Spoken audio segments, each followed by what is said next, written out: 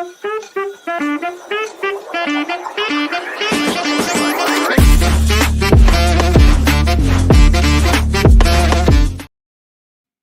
everybody, it's Libby and Chris here again for our date morning live, and we are coming from New Orleans. I'm going to change my settings so that we can make this public, and we're going to get started. While she's doing that, I said the other day, I'm like, man, I think this is my town. We used to come visit here every single year without hesitation for our anniversary. Mm-hmm. And it just so happened that literally the day of our anniversary just so happens to be Mardi Gras.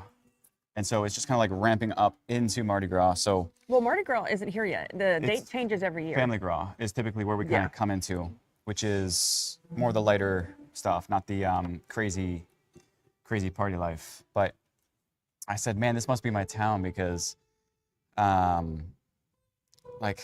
it doesn't matter what time of day, you can get coffee anywhere. And so I'm like, I'm here, I'm good, I'm home. Yeah, we're excited. We packed up the entire family, and we just decided to like, hey, let's take a trip. For the longest time, I mean, I'm sure many of the entrepreneurs here can relate. But before I get into my story, just remember that morning dates are just about talking and conversation. So if you ever have any questions, drop them in the chat. We monitor the chat to help answer questions, whether it's business, it's family, it's relationships, it's whatever. There are no things off the table because we live an integrated life. Yeah, and that's been something I've been practicing, and it is a complete game changer for me personally. I'm not saying anybody else, but for me, it's been an absolute game changer just in how open I am with myself and how willing to accept whatever stuff is thrown at me. I want to say that I think that I bounce back much quicker, and it's just, again, it feels right is the word that I use. It feels right. It just feels right. Yep. So we packed up everybody for the longest time as an entrepreneur. We're an entrepreneur, guys, because we like freedom. We like to travel. We like to live outside the box with no limits. But when you have kids that go to public school or that play sports, it's like a ball and chain to it chains you to like it really, you kind of feel trapped. And then Chris, working in Woot Recruit, was very in the day-to-day for a long time, and now he's more on the tech support and dev team. And so I had all this freedom, but no one in my family had it for like the last 5 or 6 years. And so we finally have everyone. Yaya's homeschooled, she's 6. Austin is doing virtual learning. He was homeschooled until he was in 7th grade, but Chris had a job in his own career at that time. So we still kind of had that anchor, even when Austin was homeschooled. So Austin went to virtual learning, and then he's working remote for one of the softwares.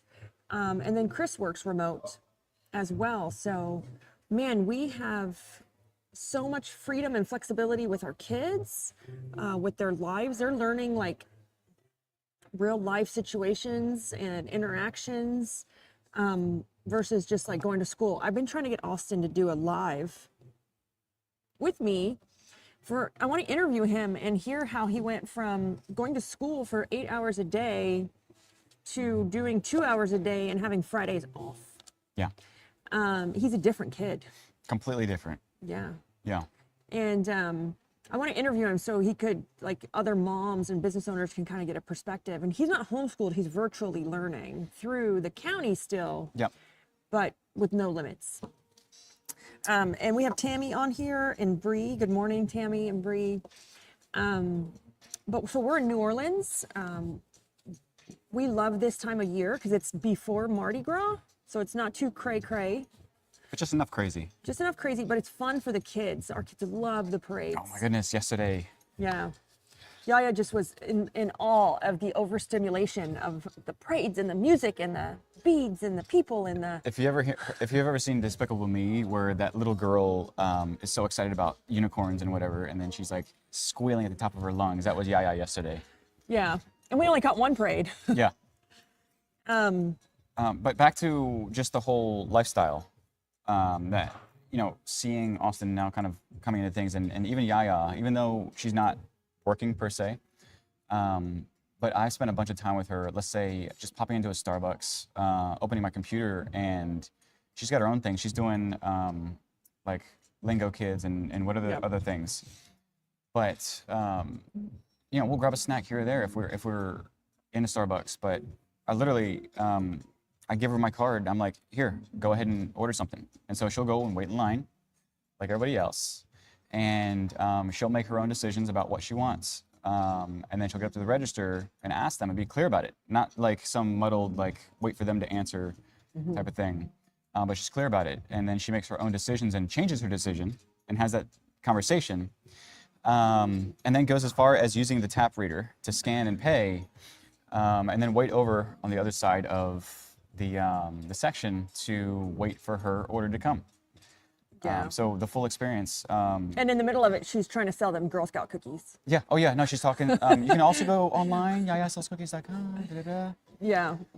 But this is the kind of lifestyle that it's taken for granted, I feel. Yeah. You didn't grow up that way, did you? No, no. So the thing that I grew up with was, because my dad, again, he was from the Army National Guard. He worked for the Army National Guard. He was a helicopter pilot. He wasn't just a helicopter pilot. Like he was the lead He was an Apache Apache. fighter Yeah. pilot. He was leading that initiative. But I was born kind of after the fact of him. He got in a helicopter crash, and basically he started to kind of digress, whatever you call it, regress.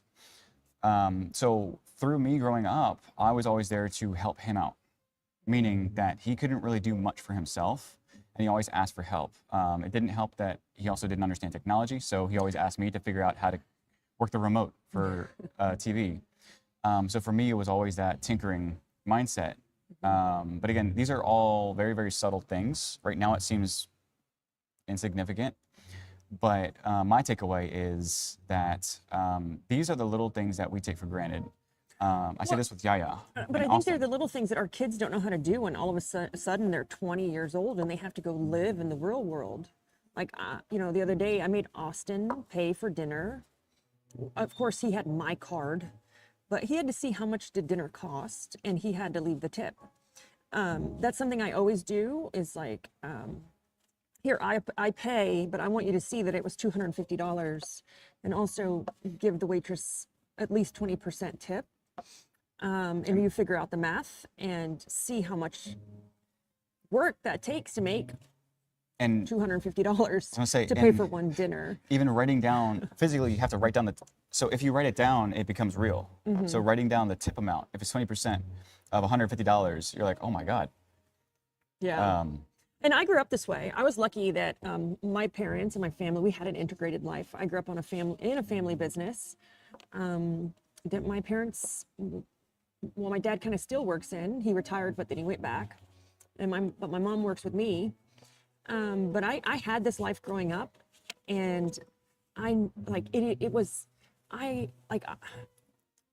cannot complain. I had like the best, most wildest, adventurous childhood that anyone could have ever imagined.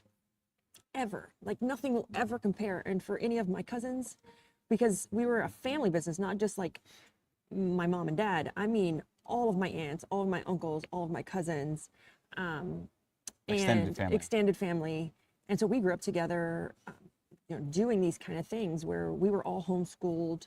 And it was amazing. So to give this to my kids has been like a goal, but this is going to lead into the topic I want to talk about today. It was one of my goals, but I let like society and friends put pressure on me that my kids were going to miss out because they were homeschooled. Like, oh, your kids, they're not going to grow up to be normal. I'm like, well, what's normal? And, during the time that I was going through a divorce, I would say I lost probably a lot of confidence or a lot of myself. I was on top of my industry, then the divorce just kind of like flatlined. I think I hid from the world for a couple years. And then coming back, you know, I kind of decided to do it my way. But the topic today was, it came from a post that I saw, and I shared it on my social media feed, but it's one thing that's really, really been coming to light from me. I don't want to hit the microphone. And more so like recently, and that how I have to say I'm proud of how I'm okay with it. Yeah. And it's, you know, and the topic was, I have to go back, and it's leaving people in whatever reality they have chosen. Like whatever reality, leaving them there. You know, the other day I was trying to help somebody, and it was through Messenger, and I'm like, they're living in some reality. I don't know. I told Chris, I'm like, I can't help them. Like everything I say is like, there's a but and a but and a but and maybe and should and if, and I'm like, you know, I don't know what reality they're in, but our realities don't align. And then I saw somebody post something the other day, you know, convince me why I need a VA. I'm like, it's not my job or anybody else's job to convince you why you need a VA. And then just recently, with writing the book and launching, we have a new program that's launching in May. Just getting people's feedback on it and insight has been interesting, because some of it was kind of like, oh, and then you're like, oh, it's the reality they've chosen to live in. Yeah. Even, you know, looking back at your parents, like they have their own reality they live in, and sometimes your parents frustrate you. But that's the reality they've chosen to live in. But I think where I'm like, this is next level mindset. Next level leadership is what many business owners are chasing, but next level leadership, you're only looking for that impact in your business. Like to me, next level mindset to be, I'm okay with my children this way. Like I love, and he's gonna watch this, my 26-year-old. He's like I had him when I was 18 years old, 19, 18, I can't remember. And I had to come to terms, and this was a few years ago, that he lives in his own reality, and I have to be okay with that. Like, I can't change him, I can't force him, I can't let it bother me. So this is true to your kids, to your employees, to like your parents, to mentors and peers who maybe they're not where you're at, or you're feeling you've outgrown them, or you don't align. And it's like not apologizing. And I think over the last few weeks, I felt like almost I had to apologize for some interactions. They weren't rude, it's just I had to decide to be okay that that is where they are at, but maybe I'm over here. Yeah, and I want to double down on that. When you said that leave people where they are, and you know, meeting him where he's at. You know, everybody's reality is their own absolute truth, and there is nothing different. And I think that's the thing that we have to understand is it is absolute truth to that person on how they live, how they think, what their belief systems. I mean, I was having a Everything. conversation with someone, and I literally thought they were delusional. I'm like, what delusion are they living in? Because like their words were even contradicting what was coming out of their mouth. And then when I got done, I told Chris, I said, they're living in whatever reality they've chosen to live in. Yeah, and Like, and I'm like, I can't get upset about it. I can't do anything about it. but here's the thing with human nature, is that none of their worlds, none of their environments, none of their existences are wrong. No. I think that's the version of everyone's version of just is different, and it's gonna be that way. Everybody's world is absolute truth. I learned this from my brother, who was diagnosed as a paranoid schizophrenic. And for the longest time, again, this is why I'm so committed to understanding myself and understanding cognitive psychology, is because I saw my brother kind of grow through this ish. I don't want to get banned. but I saw him kind of grow through this and see these evolutions of him in his reality. And so what ended up happening, the way he talks and stuff is sometimes a little bit off the deep end. And a lot of people don't give him the grace of like understanding him as a person. And that really upsets me because even with family sometimes it's dismissed as that's just Al or whatever. And my post yesterday was also leaning into this. And I see Jen, surprisingly, Jen Rogers is watching as well. Hey, Jen. And I see Stephanie on here. Tons of people. Jeremy, Corey. Dawn. Hey, Dawn. But I got upset because people keep dismissing him as it's just who he is. He's just a little bit cuckoo. But they never took a minute to sit down and just absorb where he's at right now. Try to meet him where he's at in his world. And just for a second, pretend like yours doesn't exist and live in his. I'm not saying that I'm trying to do that in an opportunity to change anybody. Like Libby's saying with leave them where they're at, but at least meet them where they're at so you understand it and you can step away. Because if you don't do that, one is you don't have that gratitude in understanding what they're going through or their positioning, which is very, very, I guess that's where narcissism comes in.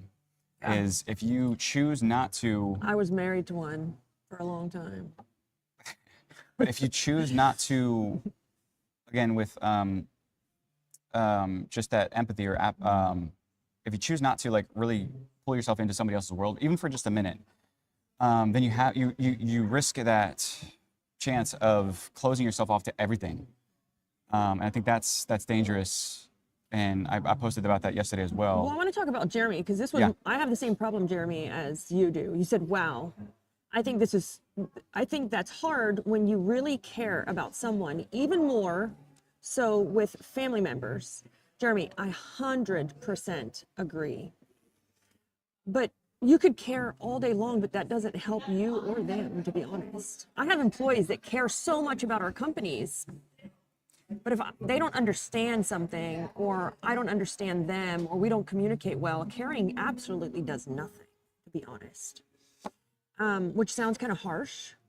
And you can ask Chris, I probably care more about people. I would give everyone the shirt off my back. I help someone before I would help myself. But this topic is like Chris said, meeting them where they are and then being able to leave them there. Because I think meeting them where they are really helps you understand. Just like with our kids, like my 26-year-old, he is off the grid, minimalist. He doesn't want to be found, and he's not doing anything wrong.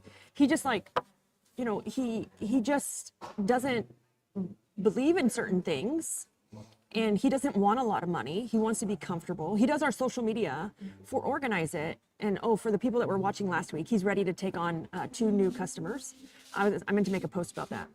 So he's looking for 2 new customers. He's looking for 2 home service companies, but I'll post later about it. But it was like one of the hardest things for me to grasp, but he wasn't going to be like me. As entrepreneurs, we think we have to force ourselves on everybody sometimes, or our beliefs. Force or encourage. Force or encourage. Because I mean that's a mask to.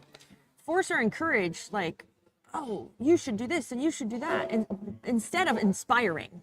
Right? There's a difference by encouraging or inspiring. Encouraging is seeding the idea of this is what you should do. Like encouraging is like being the example and for them to follow.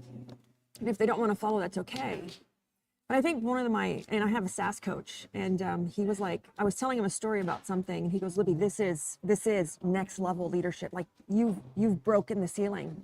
He's like, this is next level transformational mindset that 99% of owners don't even get to because they would avoid it and go on to the next fun thing versus saying like, okay, like I get it, I understand it, but I have to keep going. You can stay here if you want. Yeah, like you can stay in this reality, but I'm going to keep going. I don't feel bad for you. You can't feel bad for them. It's what they chose. Like I used to feel so bad for certain people, and I'm like, but Now I understand that it's a choice to live in this reality. Yeah, we have tons of comments. I'm trying to keep up as well. So Dawn said, as we grow, we sometimes grow out of our tribe. We can still love and encourage them, but we cannot allow them to bring us down. Exactly. And sometimes, Dawn, it's not even it's your tribe, but it's also, yeah, I guess it would be your tribe. It could be family members. It could be friends. Again, I go back to sense of community. So Yeah. anybody, the concept of tribe, the concept of family, the concept of community. It could be the employees. It could be your management team. One of the greatest things I did to help me with this process of, it's not that you're better than them or you've outgrown them. It's just that you're going in a different direction. You're doing something different. Was to actually have the difficult conversation to say like, hey, I love you as a friend, but you're going to end up seeing less of me because I have to focus on this or that. And what really helped me with my kids and our employees was writing the vivid visions of them knowing why I'm not around, them knowing what I'm trying to achieve, them knowing that, yes, I used to scrub toilets, but now I'll barely be in the office because I'm working on bigger picture things for the company. So, but here's the thing is, because I know that there's two different worlds of. I love Jen. I'm the same way, Jen. She goes, I'm pushy sometimes, and I don't mean it. It's because I'm passionate. I have to double take sometimes. Like at Thanksgiving dinner, Libby doesn't say a word. I don't even talk. I'm just like, because I'll get pushy or like, yeah. Fired up. I just get fired up and But I'm just quiet. I'm going to go back to, there's just two different trains of thoughts. One about stepping away or moving. Let's just say use the terms moving on. Is that people might think that in terms of leaving people where they are, is that they can move on and either cut ties, step away, and leave a relationship, let's say. But what ends up happening is that causes even more chaos than what was expected and anticipated. But I think the thing that's missing with that, and it's the other train of thought, is that you have to step away or leave. Again, like I said, first you have to meet them where they're at to understand them fully, and then you can step away. But you have to step away with gratitude. Yeah. Because if you don't, then you lose a little bit of that, I'm going to call it like connectedness or a little bit of that human Or just you aspect. lose the understanding of where they were coming from. Yeah. And it chips away. And it all kind of ties back to ego. Is I think stepping away with gratitude will allow you to be okay with the situation and feel comfortable knowing that you've done what's right. Yeah. For me, this is huge. This takes a lot of work. It takes a lot of patience. But the one thing is it's like, it's not that you're too good. It's not that you don't even have time for them, right? It's the thought that, and here's the other thing, by you leaving them there in that reality, it's okay. I think as entrepreneurs, and especially as mothers, we think we need to fix everything. It's okay to leave them there. By leaving them there doesn't mean you're leaving them behind. Leaving them there means I understand and I'm okay with it, but I'm going to keep going. I'm not going to allow it to slow me down. I'm not going to care more than you. It's being okay with it. I'm not going to let it bother me. For this, because for the longest time, like what Jeremy said, it bothered me about our kids. Like it bothered me about Billy. It bothered me about our management team. Like it bothered me, but that bothering me takes up my mental capacity. It takes up space in my brain. And by it bothering me is in a negative emotion and a negative feeling versus just being happy for them and just keep going. Go ahead. Yeah, no, I was trying to find the quote because we talked about it. We were actually on our date morning. I remember this. And it was, again, being happy with where somebody is. And it's their own reality that I'm trying to find the quote. Well, while you're finding that quote, Leonard, I do agree. So when I leave them there, especially with friends and family, Leonard, like say like extended family and friends, I actually have a cadence of checking in on them. So there's a really good book called Never Eat Alone, and it talks about, even though if we move on, even though if like our goals don't align anymore, or maybe our energies are different, like my energy is so extreme that very few people can like keep up with it or understand it. And so, I learned this from the book, and it's to create a cadence to check in. And so we make Sundays check-in days, or I do, just to check in on how things are, or like we have, and the other thing I did, Leonard, too, is I have family chats with our families, like segments of families, so that we can stay connected and check in. But yes, I 100% agree.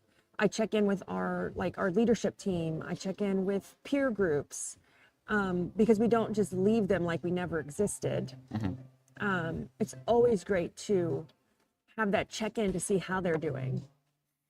And the check-in isn't necessarily extending an offer or anything like that. A check-in is simply like, just wanted to drop by and say, just say hello. Yeah. Or again, just a touch point, but not as if you're trying to, again, create change. So Tammy's on. Tammy, why is this hitting home? Is it more personally or professionally? I think Tammy has adult children as well. I will tell you, my adult child is the one who really taught me this. It started there, of having to be okay with it. But man, he's come a long way. This was more when he was younger. He has come a long way. And now he calls me for advice. And I tell him, I said, hey, I'm not trying to give you advice. He goes, no, I want it. I want it. You've always been right. And I was like, wait a minute. I've always been right? Was this call recorded? And he goes, no, Mom, seriously, like, you've never steered me wrong. But that came over time. And our employees do the same thing now to us. But that came over time of like not forcing them, not trying to change them, like leaving them in that reality and leading by example, right? Inspiring.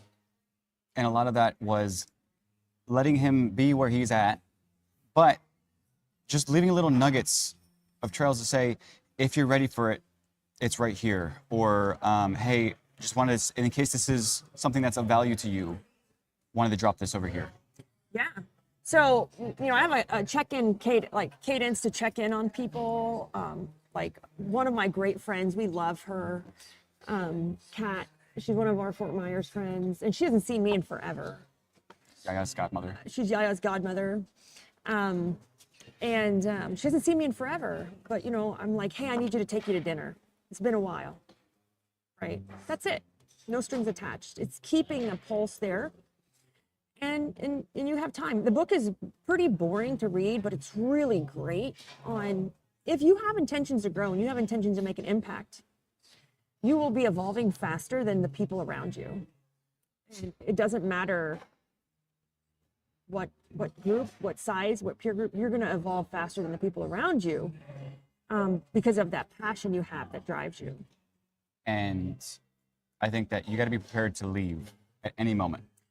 Oh, let's talk about leaving. Chris dropped a quote in here, but I want to talk about leaving. I just left a group. Like I said, I've been in for so many years now. I think it's time for me to move on. I appreciate it. I love the group. Like, they've done so much for me. It changed my life. But I was only staying in there out of pure guilt. I was only staying out of pure guilt. And it wasn't serving like the next thing that I was trying to do. It was nothing to do with money.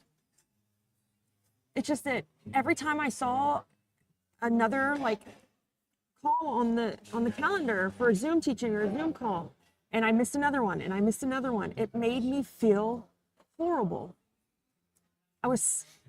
It made me have anxiety. It made me feel like a loser. It did. A loser.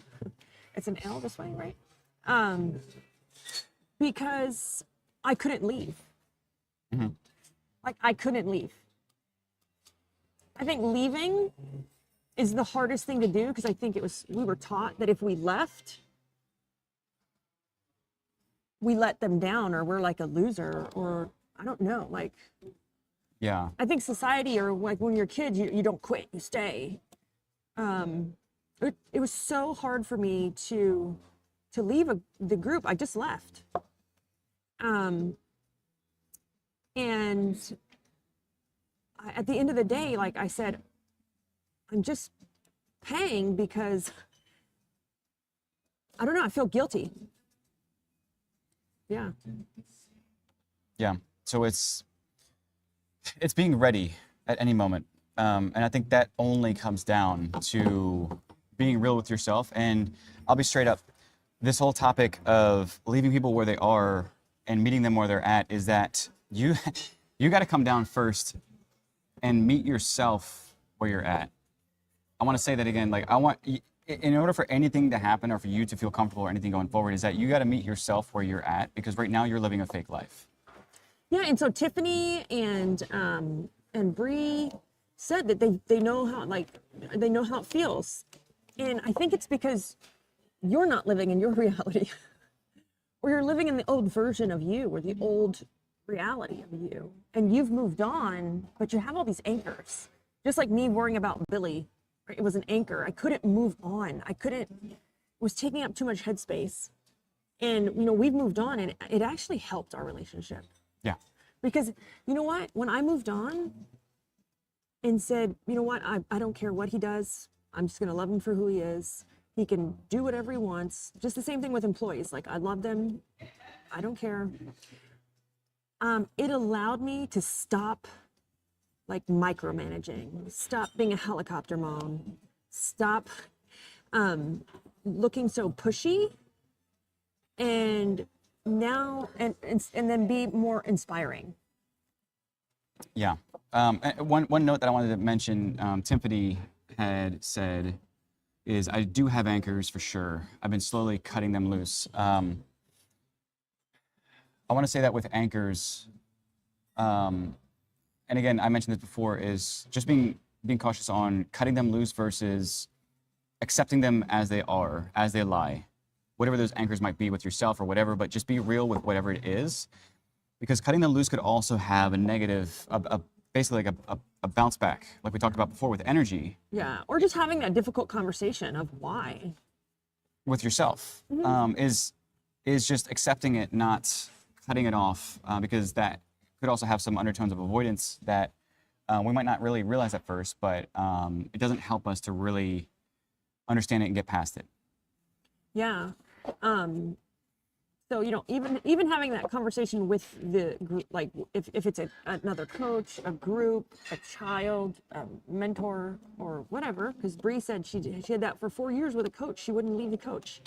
And I wonder why like you feel guilty that you're like, oh my God, I can't cancel. Like, oh my God, I can't do this. Like, oh my God, I can't leave this community or this circle.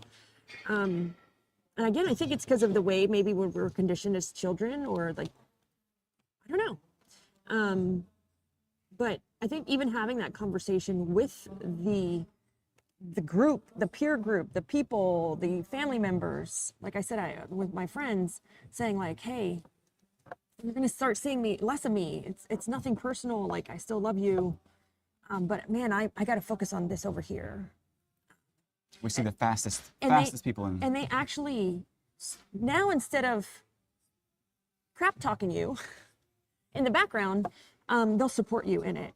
They'll support you in it. And anytime you do want to drop in, like Leonard said, you have to keep ties. Anytime you do drop in, they're so like welcoming you with open arms, and versus like just disappearing. Because I used to do that. I used to disappear off the face of the earth. I was the worst. Because you didn't want to have that difficult conversation. But those people would probably appreciate it.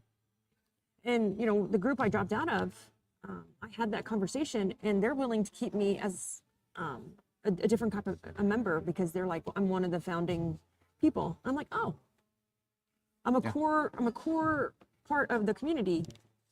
And I'm like, sure, like let's see what you have to say.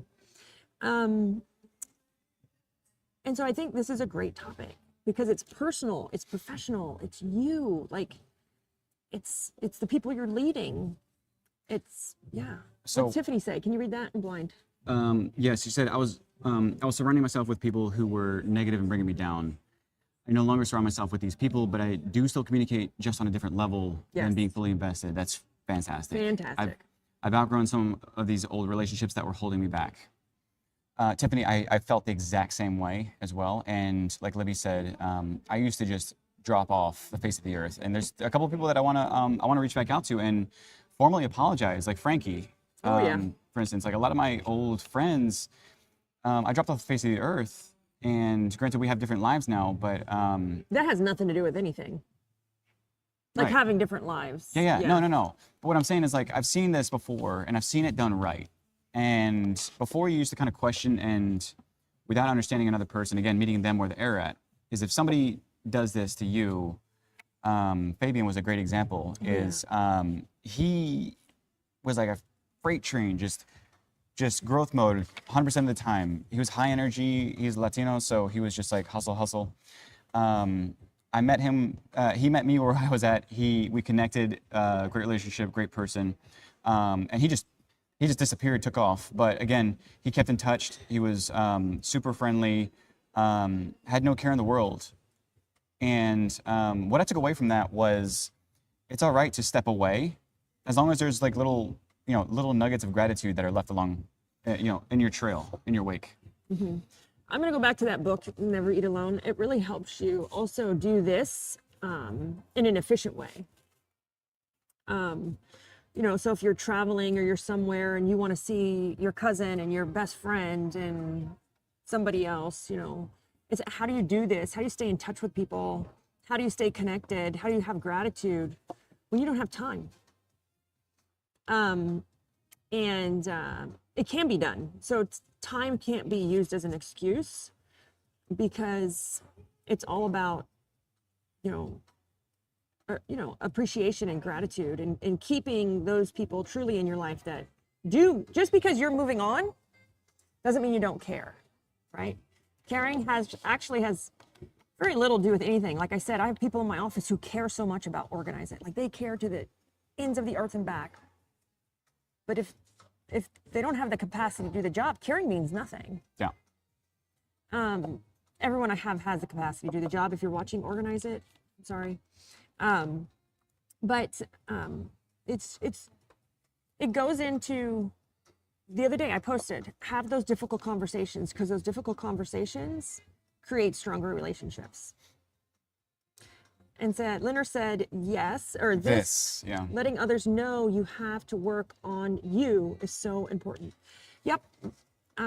Because human nature goes to, oh, they're too good. Oh, she's too good for me. She doesn't come around anymore. Like, oh, she's too busy. And in reality, it's not that you're too busy. It's just that your perspectives of what you're working on has shifted. And so having that conversation can go a long way. Yeah. Bree said, or those difficult conversations lead to clarity, that it is time to let go. So 100%. let's talk about our difficult conversations, Chris. How often do I have a difficult conversation with you? You mean how often throughout the day? Literally throughout the day. Yeah. So, poor Chris. Poor Chris has had to live with me now we've been together 15 years and we've been married 13 years. And poor Chris he cares so much, but here I am. I have to have the conversation. I have to. Like, I can't keep it inside. This comes from past trauma, right? But this was one of those affirmations of me not being in that situation again. So I have this thing in myself that if there's something I need to say, or if it's on my mind, I'm going to say it. And I'm going to say it. And so here, like, we could be in the kitchen and I'll be like, sweetie, honey, like, the steak was good, but it could have been, it was just slightly overcooked. Yeah. Like, or, you know, I mean, I will have a difficult, and that's not a difficult conversation. No. It's just, I'm joking. But it's anything on my mind, I have to say it, because if I can't, or if I don't, I can't have total focus. I can't have total intention in what I'm doing, and myself, and work. And so Chris knows it's coming when I kind of have the, so, Yeah. Oh yeah. and how did it used to make you feel? I mean, the fact that I would just kind of lock up and have vertigo, just pull back and not, I would want to just like mull over it, mope over it, and just, yeah. Yeah. But no, I think with that, it's great because I got used to the practice of that full transparency, and the people that I used to. So here's the thing: is the people that I used to not like, people who I honestly I hated the most in my past self, ended up, come to find out, they're the people that I respect the most, and I had to figure out, and I did a lot of soul searching, a lot of figuring out why that was, and it come to find out that the people that I disliked the most were 95% of the time the people who are the most transparent about everything that they are. And so I found this out one day, and I remember the day specifically. It was when I was touring, and somebody really called me out on something, and it was just full out in the open. And one of those things was actually when I screwed up because I tried to take care of somebody else before I took care of my own business, and by doing that, no matter what, I failed. I failed at my job because you got behind. I got behind because I decided to take care of somebody else before I took care of my own responsibilities. I failed, but I felt all these people on the road because people are very raw. I used to dislike these people, but then I understood that. How'd you marry one? I know, I have no idea, but because I realized that the reason why I disliked them is because I disliked something in myself that caused that to come out of them, because they're extremely transparent. You don't get that from people who are closed off. You don't get that from people who just want to massage your shoulders and only say nice things. And so actually it's the people who only say nice things that really puts me on guard and puts up that caution sign. But then you have people like Libby who are very raw and blunt. But I come to find out that these are the people that I respect the most because they're living in themselves and not outside of themselves to kind of mask or avoid certain things. I know it's a little bit deeper, but I think that, again, comes back to they've met themselves where they're at and they're okay with it, regardless of what other people think, is they've met themselves where they're at. Yeah, and so a good question to ask yourselves, guys, is like, what reality are you living in? You know, are you happy with it? Is it where you want to be? Is it aligned with the people that you have around you? Because everyone's reality is different. And then, you know, when you go and you meet and you interact with people, you kind of approach the situation differently, especially when you're interacting with some bigger, higher level people and you have a conversation with them, or maybe you're negotiating a deal or you're talking about something and you're like, oh my gosh, they're crazy, or they're not smart, or they're weird. Actually, they're probably not any of those things. They're somewhere else. They're not in the same place you are. And meet them there and hear them out. I think just by hearing somebody out will help you understand where they're coming from. And then you don't take it personal. You don't take it personal. I think the Jim Rohn quote is, and I can't quote it verbatim, but he mentioned when there's something that is just really contradicting or just really bugs you, is making the statement of, huh, isn't that interesting? And I think that is the position of curiosity and not frustration. And I think that's what you're talking about, is just being okay with it, regardless, is the phrase of, isn't that interesting? Yeah, isn't that interesting? Teresa, I was reading Teresa's. I got braids today. I said, I've never looked so native in my life. And I even got my earrings on. You can't see because the light is above my head. Totally off topic, sorry.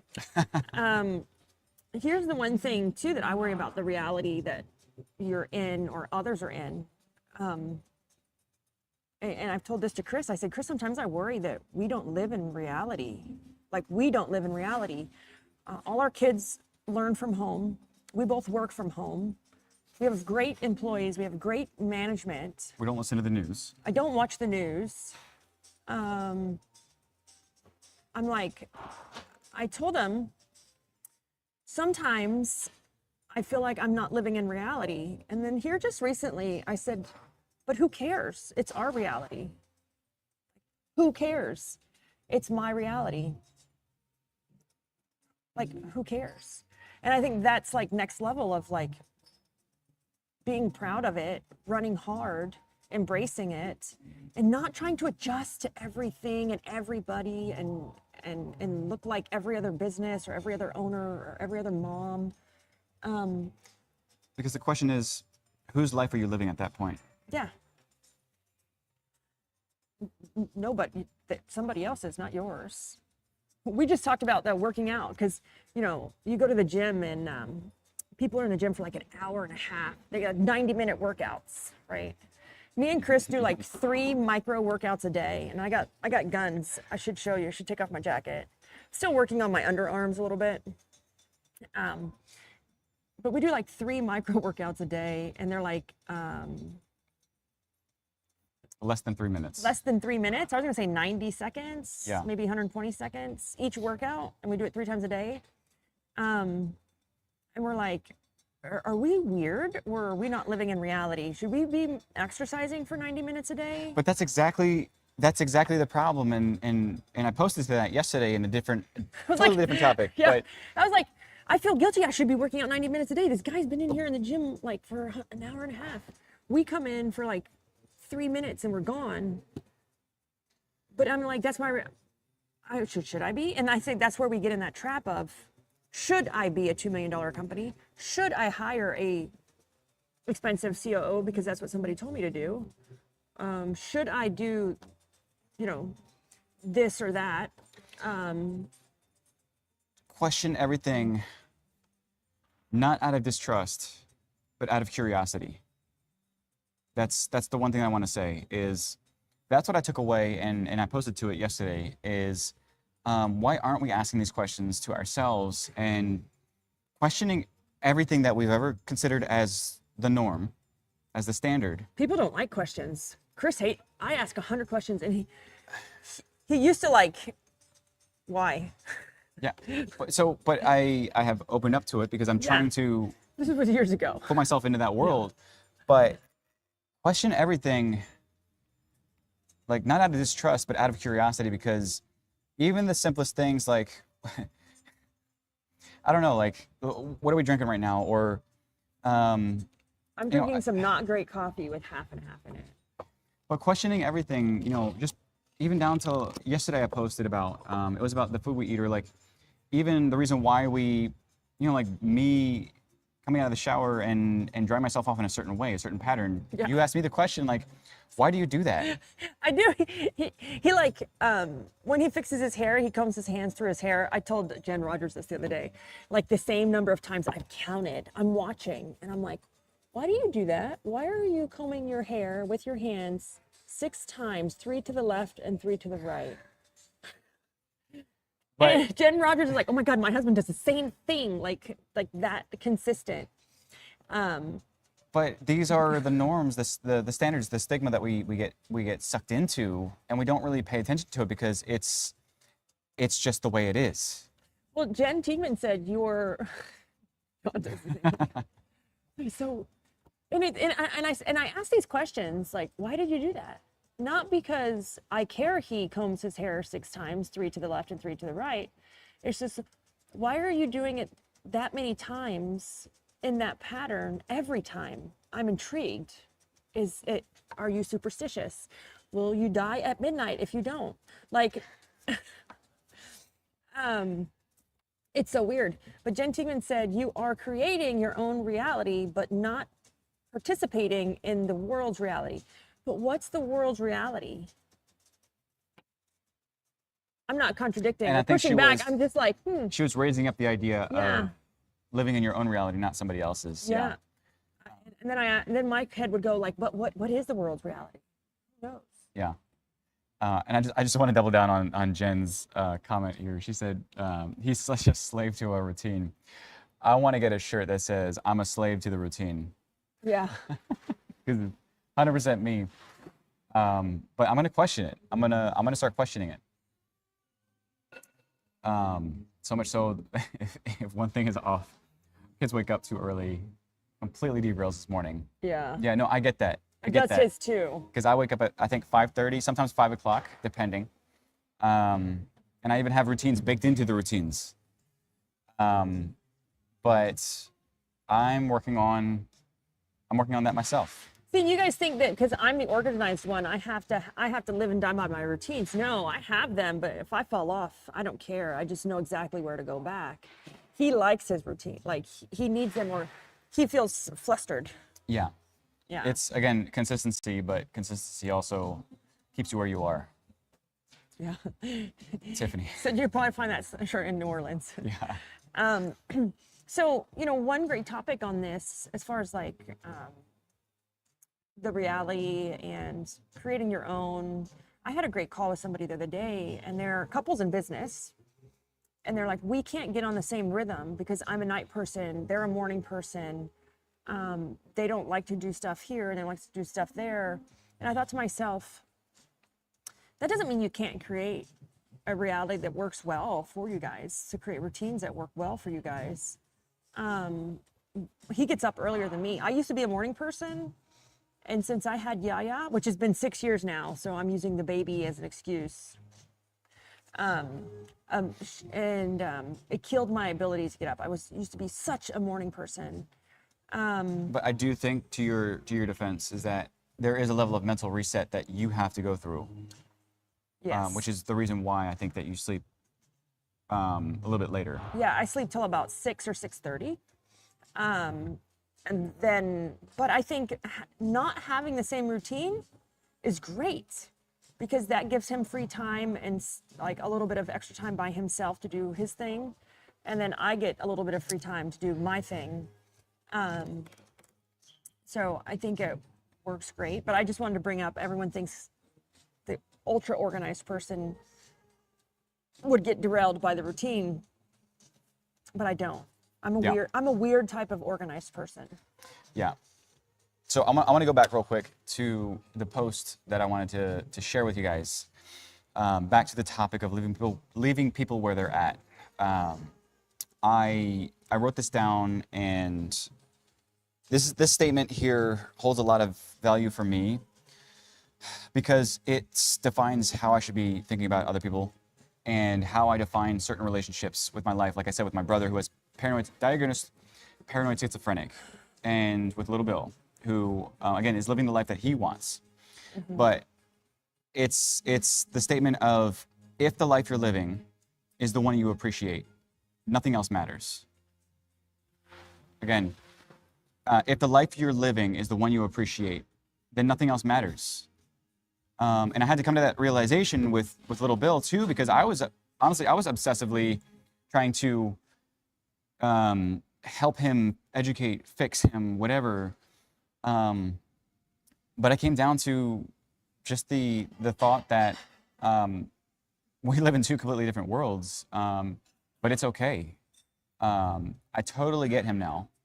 Totally get him once I decided to meet him where he's at and just kind of step away with gratitude, leaving nuggets along the way in case it's of use, but not holding anybody to something.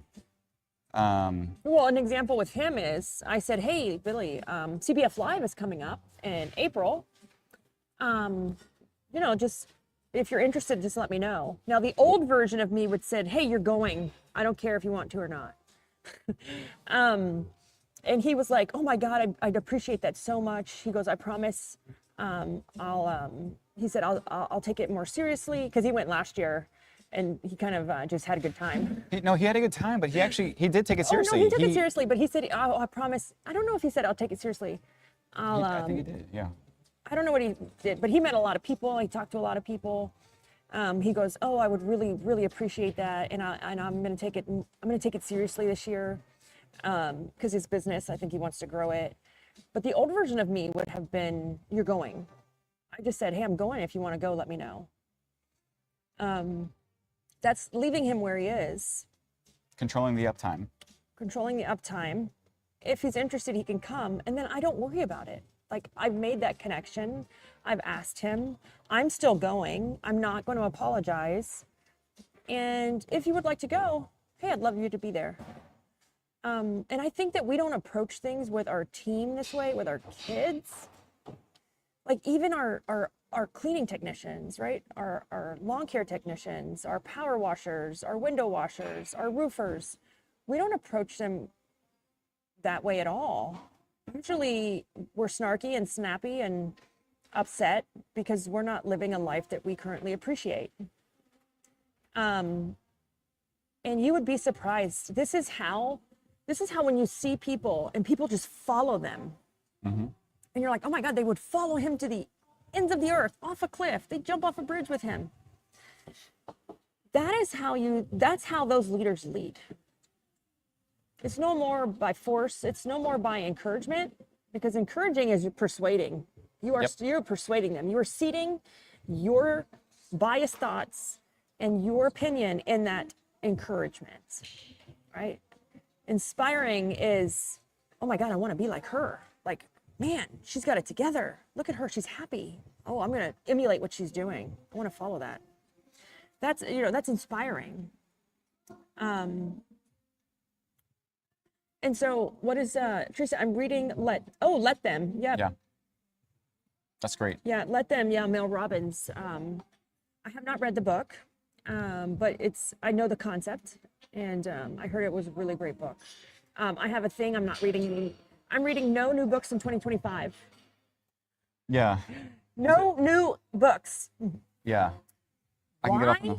Because how many books have we read that were great and then we need to do nothing with?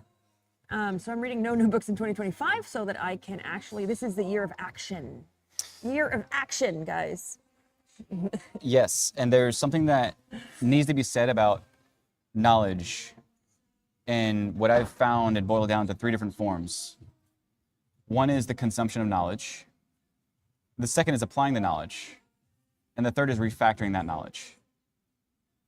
Now, a lot of us only get to step 1, which is consuming it.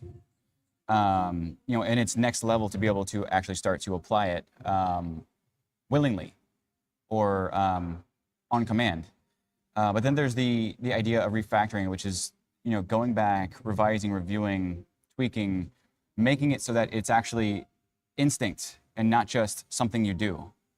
I think that is where we're at right now, is refactoring our knowledge to a point to where it becomes instinct and not just something that we're doing through learning. Yeah, and it's more intentional. It's 100% more intentional, because if we're always learning and then when we try to implement, we're implementing from like a place of motivation that was spontaneous or temporary. Because we're like, oh, I read this great idea.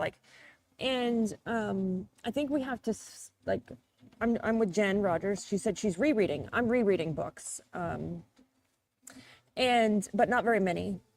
And this is the year of implementation. It's impact, it's action. Because we cannot keep learning. We can't. I think we actually live in delirium, a weird, delusion, or when we're always learning because we don't know what reality is. Or even disappointment, because you feel the momentum, the motivation. You're so excited. And then you get so mad at yourself because you're like, why didn't I implement it? Why didn't I finish that process? Why did it just end up to be a Google Doc in Google Drive that I can't find now? And we get so mad at ourselves, and we have to watch it because it can kind of chip away at that confidence. And we can be constantly letting ourselves down because we're upset that we didn't finish that book. We started another one. Why can't I finish anything? Why can't I see anything through? And we're self-sabotaging. And even trying to it's a fantastic thing to learn and understand, and again, that's everybody's holy grail, is being able to understand more and more and more about the world and yourself and whatever it is that you want. But every new concept, every new thing that you take in, if you set it there and apply it or apply it halfway, but you leave it and you don't refactor it, you don't have it become an integral part of your life, if you don't have it become instinct, then there's always this feeling of, like you said, disappointment. Yeah, no, I mean, I'm a business owner. Half these people in here I've known for years. I am you. I know how many times you read a book or you went to a conference and you're like, oh, I'm gonna do this, and then you get on the plane, you get home, and you're like, oh, I'm tired now. Or here's what I do. I can't even remember what I learned, because I learned so much. Because it was like speaker after speaker after speaker. Or with the book, you like read, and then you're like, oh crap, what was that chapter? It was really good. I can't remember what it was. Yeah. And then you're just like, then I always feel like I let myself down because you think everyone else went and did it and that you're the only one that was like, but why can't I get this done? And I think that's where a lot of extremely successful people are at right now, is more on the lines of applying and refactoring many times over. I used to think that if I wasn't reading a book, I wasn't growing myself.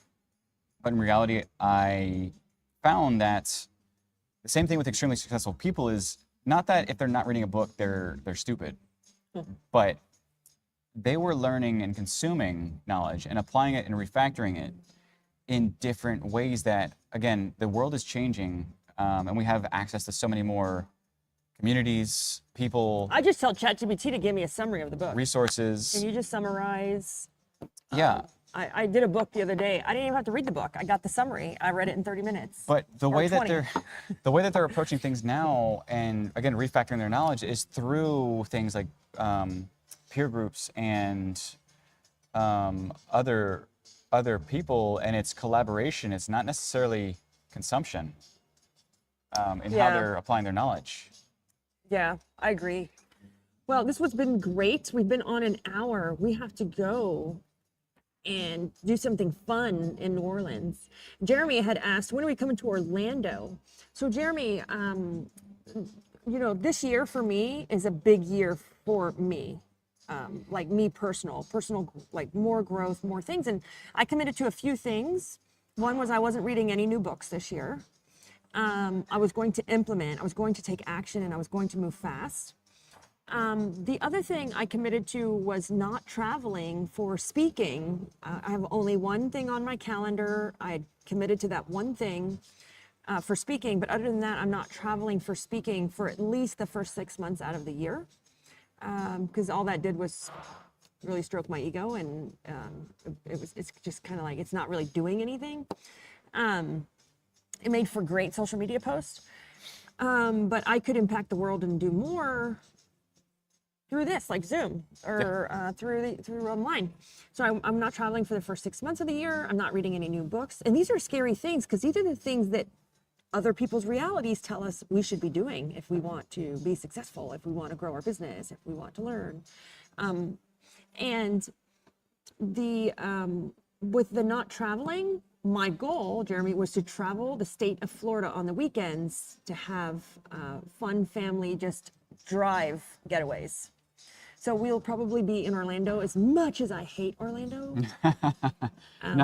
It's mainly because of the traffic. The traffic in Disney World, because Yaya wants to go to SeaWorld. So we will probably be coming live from Orlando soon.